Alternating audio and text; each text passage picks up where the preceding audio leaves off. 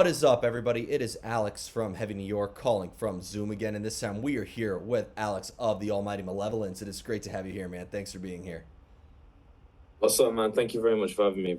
Anytime, man. Anytime. It's so great to have you here. Your new album, Malicious Intent, as I told you before we started rolling, this is one of my personal favorite releases of the year 2022. I just want to know, like, what the sort of idea was going into the making of it. Was there, like, a preconceived vision? Did it feel like you were picking up where you left off after albums such as Self Supremacy or Reign of Suffering? How did Malicious Intent sort of see the light of day?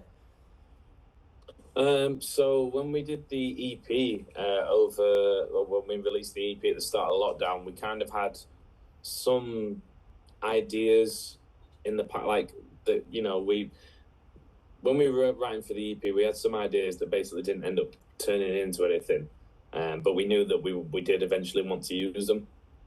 So we kind of knew what direction we were going to go with it in terms of sound and stuff like that. And when we were actually writing for Malicious Intent, we kind of already had a few like half songs here and there or riffs here and there. So we kind of hit the ground running with it a little bit, and we just knew that we wanted to make that album like a demonstration of our strength and a demonstration of what we were capable of. But going into the actual writing stage, we kind of we just wanted to just show what we were capable of, really. That's why there's kind of like a broad range of songs on there, for everything from like your heavy hard hitters to your emotional ballads that make you want to cry. And having that kind of diversity was really important to us, because it's something that we've always tried to do. We've always tried to write heavy metal ballads and heavy metal bangers that are going to stand the test of time. And that was what we wanted to do with it. Yeah, what I loved about, like, when I first heard on Broken Glass, for instance, like, that has the bridge between a sheer banger. It has, like, the anthemic elements within that chorus, and, like, you take a section out of that can almost fit into a ballad. And I feel like when you compare, like, a track like Karma to a track like Higher Place to, the track featuring Matt from Trivium, the track Salvation, do you feel that, like, the making, or is it fair to say that with the making of Malicious Intent, there was many different emotions that were felt that you were channeling into each song? Yeah, absolutely. And when we were writing the heavy ones, you want to make it as aggressive as possible. And I love writing those songs. But also, yeah, when you're doing the songs like Higher Place, it's like an opportunity to step back and be a little bit vulnerable and write from another perspective that we might not necessarily have thought of, like whether it be like self-reflection or like touching on the topic of loss. It was kind of finding the balance of how far we want to take it each way, and then making it fit together as one piece of art. When it comes to the lyrics, is there ever a time where the lyrical concept or a lyrical idea could help maybe dictate the sound of the music in a way, or has music always been needed before lyrics are involved? It depends, really. Normally, it's music before lyrics, and will kind of think of a kind of a topic once we've heard the song. So if obviously for songs like Karma and Life Sentence, they're very fast, they're very aggressive, they're very heavy. So the topic of the lyrics was just naturally a more aggressive style of writing, I guess.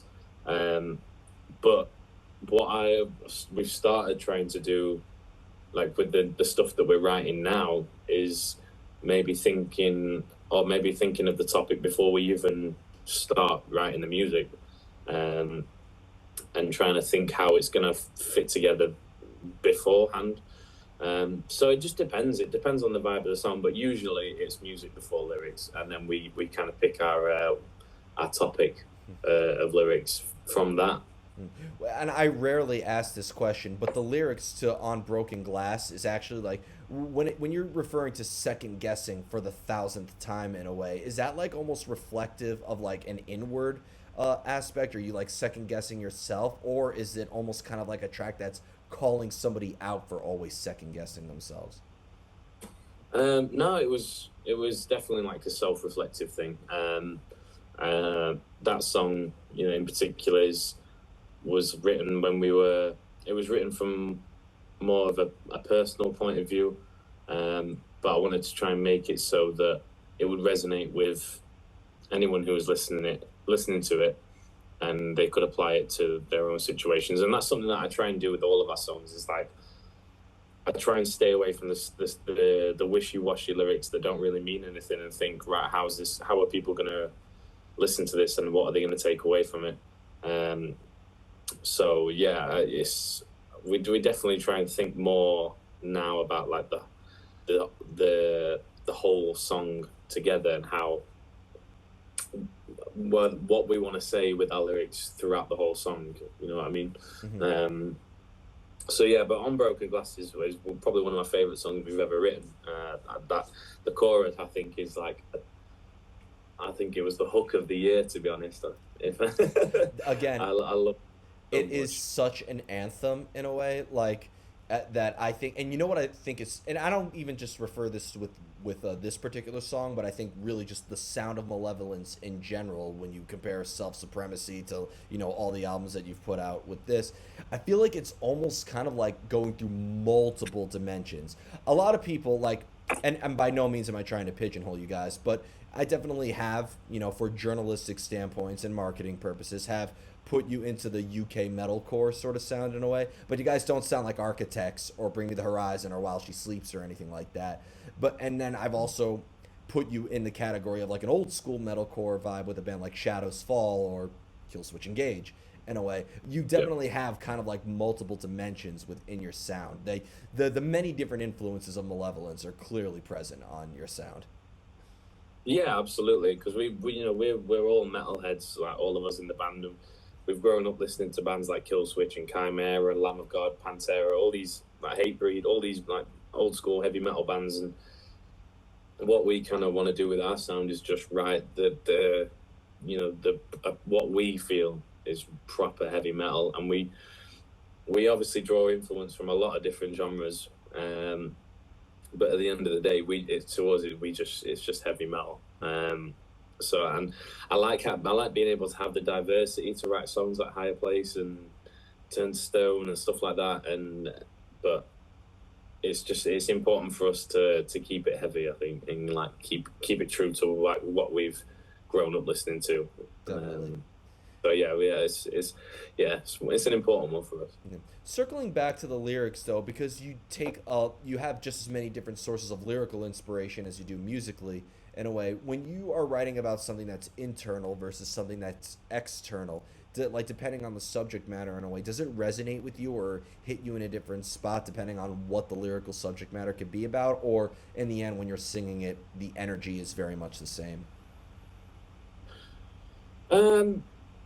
I think there's a couple of points on the album where I'm definitely looking more internal and I'm being probably more honest. Like songs like Salvation, that was definitely probably the most honest I've been on a song, and like open. So I think when you're writing songs like that, it's important to be honest and to maybe be a little bit vulnerable as well. Same again with Higher Place, and because I feel like sometimes I feel like it does really resonate with people when you do open up, and I think people can tell the difference between when you're doing it for being true to yourself and when you're just doing it to be, to fit in. Mm-hmm. I think people will pick up on the difference a lot.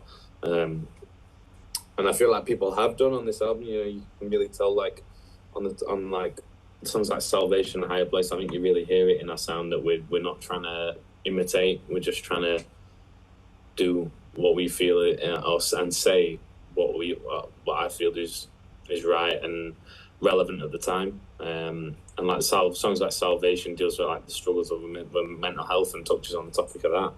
And that was something that I was feeling at that time of writing. And I don't think like shying away from that is kind of such a big deal anymore. I think that honesty is the way to go. Yeah, I think you guys are just as raw in your lyricism and your emotion as you are with your sound in a way. It's just pure rawness. Yeah, yeah, and I think it's important for us to have that, and also keep it catchy, keep it so that you can have people sing along to it, and keep it so that when people listen to it, it's resonating with them, and they can apply it to their own lives. And I feel like that's it's really important in the style of music that we do to have that element of being catchy, and like end of the day, it's heavy metal. It's aggressive, and I'm just shouting essentially at the end of the day. So you want to make it so that people can hear what you're saying and take it away with them, and that's why it's so important for me as well to make sure that when I am screaming, I'm trying to enunciate my words, and I'm trying to make it as clear as possible, and that it's not just a load of like the dinosaur noises. And do you feel like the meaning or the message or the context of a song or an album could evolve over time as you evolve as an artist, or do you prefer if every song that you make is more or less a snapshot or a representation of a specific moment in time?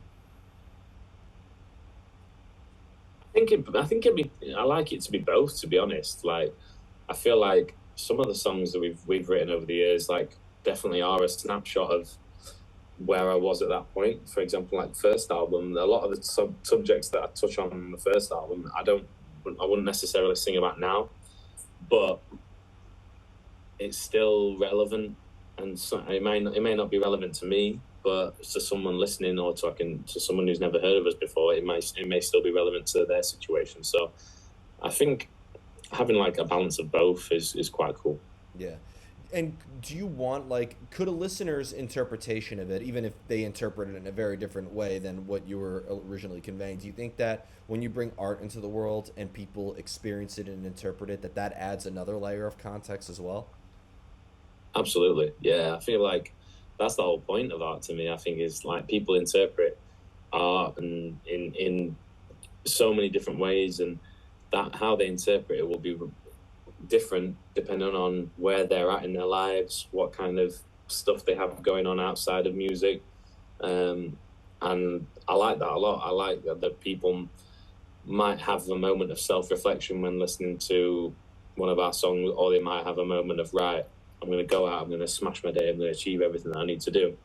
Um, so yeah, I think it's but I love people like being able to take their own message away from the songs, like and use it however they see fit. Yeah, was for me like going back to on broken glass, second guessing for the thousandth time in a way, and like the concept of walking on broken glass. To me, it's like you're always feeling under pressure. You all always having that sort of like damned if you do, damned if you don't situation, and like you're kind of walking on eggshells as much as broken glass. So that to me has always been my interpretation of it. Yeah, yeah, yeah, yeah. I mean, you're pretty much right on the money with that. So yeah, Thank you, thank you. If I ever walk on a tightrope or something like that, that chorus is going to be my anthem as I do it. Yeah. And yeah. If you ever drop a glass on your kitchen floor. and that'll go right into the breakdown, like second guessing for this. So, um, in order to get that inspiration, that creative energy, do you almost need to like seek it out? Do you look for the inspiration, or do you kind of let it come to you and inspiration just strikes when you least expect it? Um, it depends. Sometimes you do have to kind of force it, and it's something that I sometimes struggle with. Sometimes I'll go like weeks and weeks of like I have no idea what I want to write about. I have no idea what I want to say, and then we'll go into the studio and we'll start working on something, and I'll still not really have an idea. But then we get together, we start kind of throwing some topics around that we might be a cool idea to go write a song about, and then it just starts flowing. And then when you get them like the creative juices flowing, then you're on a roll. And then sometimes it'll just hit randomly. Like I'll just be like in the shop or walking on the street, listening to music, listening to like not even metal, listening to other genres, and I'll just get an idea of like what I want to be saying, or maybe an idea, even just like it's down to things like a guitar riff. Like I'm quite a few times have I like voice noted Josh a guitar riff that I've just thought of, and I'm like, Josh, play this, and that's like turned into a song from that. So it can just depend, man. Like it depends on like what I'm doing. And yeah, sometimes some ideas are shit, sometimes they're good. So Well, just is, but well, yeah, sorry. Is it better if everybody in the band is feeling the same way emotionally about the music in a way, or could all of you sort of like being in your own worlds maybe actually help add contrast and diversity and bring in different stuff? I think obviously with us, we all we all will bring different things to the table, and we're all like all unique people in our own right. So having like that outside input sometimes, when for example me and Josh have been writing and we get stuck on what we're trying to say, sometimes one of the other guys can come in and bring a new take to the table, and that can be really beneficial. Sometimes you can kind of get stuck on one idea, um, and then that's it. That's all you can think about. So having like an outside take sometimes can be really beneficial, and sometimes like we'll sit there as a whole band and we'll get nothing done, and it's just you can't take it too much to heart, because it's just like nobody's had nobody's had that surge of inspiration, and or sometimes you turn up and everyone's got a little idea they want to bring to the table. So um, yeah, I think it's important to make sure that everybody's kind of happy in the band, like with the final product. And we're our own worst critics, for sure. So we'll sit there for hours and critique how one word sounds, or we don't like this word, we want to swap it out with this word. And sometimes we can get hung up on that a lot, but in a way it's not such a bad thing, because it ends up with us all being happy and on the same page when it comes to the final product. So yeah. How do you know when you're finished with a song? Sometimes it's when I just say that's enough. But it's like sometimes when you just know, like when everyone's in the studio, everyone's vibing and everyone's happy with it. You just get a sense that there's nothing more that we can do here, or sometimes that we need to go back and maybe start from scratch. And I think we're definitely not. Well, we're definitely moving towards a position where we're more comfortable with just being like, no, none of this is good enough. Back to the drawing board. So I don't know. That's a good question though. Like, how do you ever know when your song's finished? I guess you don't really. Sometimes you can just never really truly feel like a song is finished, but you just got to be like, hold your hands up and say that this is it. This is everything we can do on this one, without starting a brand new song.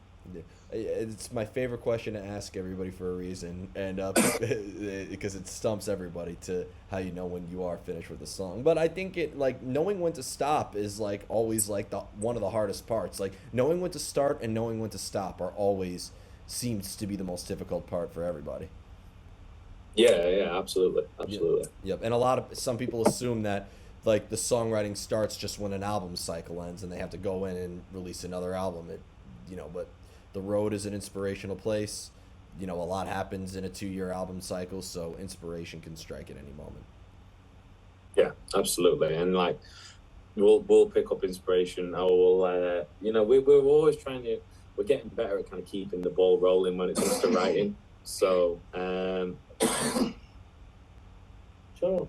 Hey, that's yeah. I've lost my train of thought now. No, it's all good. It's all good. Is that one of your bandmates? Yeah, he's over playing Call of Duty. I'm not on the bed. All right. Well, you should totally leak his Call of Duty live game now. Yeah, no, he's nerding out. So, and the final question I actually wanted to ask you though is the live show. I have yet to see Malevolence live. I hope that does change. I really was hoping you would be on our Ginger tour date in New York City. But maybe in the future. Just, is there a similar energy that you channel into your live show as you do when you're songwriting, or is playing live and songwriting two completely separate arts altogether? So for me personally, I'm always thinking when we're writing a song, how is this going to go down live, and what's going to be happening live. So um, whether it be like a fast and aggressive song, I'm thinking, right, here is when I'm going to have a mosh call, here is where I'm going to have a sing along, here is where I'm going to jump in the crowd, whatever it may be. Um, they're very intertwined. So um, yeah, for me, I'm always thinking about the live show, and the live show is like my favorite part of being in the band. Really, like I don't shy away from the fact that I'm not a big fan of writing and recording. It's probably my least favorite part, but the live show is where it's at for me. So yeah, and we always, we always will bring all of our energy to the live show, because it's where we thrive and where we do our best. And I feel like Malevolence is always going to be a band that will try its best on record to kind of replicate the energy that you see at a live show, but you won't get the full experience unless you come to a live show, because that's our bread and butter. Definitely. There's a venue in Brooklyn with your name on it. Please get your asses to New York City one day. Bro, I think fingers crossed next year. All right. Look forward to that. I think it's nearly confirmed. So we'll be back. We'll be back next year in the US for a much longer period of time. Hell yeah. We look forward to it. Well, Alex, thank you so much for your time today, for such an awesome chat. Everybody, we are here with Alex of Malevolence, Malicious Intent. It is on Heavy New York's top 10 albums of the year list. Be sure to pick that up. We will see you next time on Heavy New York. Nice one, bro. Thank you.